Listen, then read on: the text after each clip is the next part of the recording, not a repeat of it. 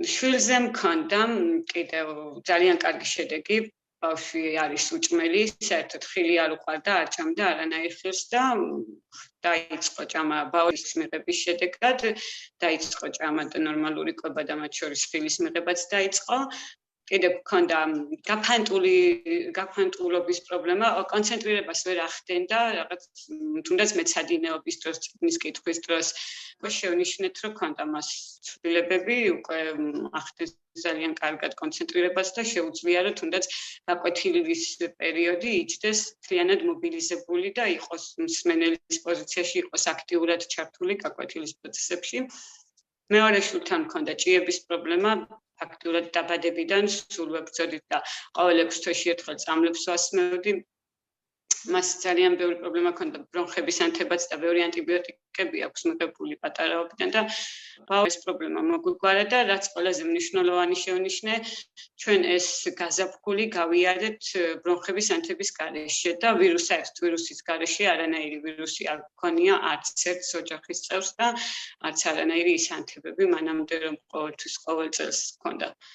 თებერვლიდან იწყებოდა მაისის ბოლომდე ნანუკას ბრონხების ანთების პროცესები ამ გაზაფხულზე, როგორც მე ალერგიის გარეშე გავიარე, ასე ნანომ ანთების გარეშე. პროდუქტების მიღებას ვაგრძელებთ, ახლა იქიდან გამომდინარე, რომ ჩემი ჯანმრთელობის მდგომარეობა ძალიან რთული იყო, ასე ერთ თვეში და ორ თვეში ვერ მოგვარდებოდა.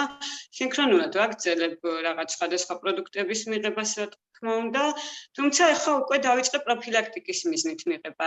ეს აღმოვაჩინე, რომ ბავშვი რაც მივიღე ის 3 თვიანი კურსი, მეოთხე თვეს მაინც გავაგრძელე ის ერთი თვე, რომ შემეშინდა, ვთქვათ, ისევ არ გამოვლინდეს თქო რამე, იმიტომ რომ დრო იყო ისეთი ალერგიის და მეტი აღარ გამიგრძელებია და არ გამოვლინდა ალერგია და რადგან არ გამოვლინდა, მე უკვე ჩავანაცვლე სხვა პროდუქტების საჭიროების ამბავი, რაც მჭირდებოდა ღვიძლის ფუნქციისთვის, იმ პროდუქტის მიღება დავიწყე, დავამატე კოსმეტიკის მიღება, რამაც მთელი ეს ჩემი წინა წლის ნერვული სტრესი სახეზე რომ ეტყობოდა და ვიყავი დაახლოებით 15 წლით დაბერებული კანის საშინელ მდგომარეობაში, ყველაფერი ფაქტობრივად ნენელად დგება წესრიგში და ვაგრძელებ, რა თქმა უნდა. გავაგრძელებ აუცილებლად, იმიტომ რომ ესეთი შედეგებია, რომ შეუძლებელია არ გავაგრძელო, ფაქტობრივად დაცული ვარ ყველანაირად. იმუნიტეტი ძლიერია და პროფილაქტიკის მიზნით ვაგრძელებთ, კი.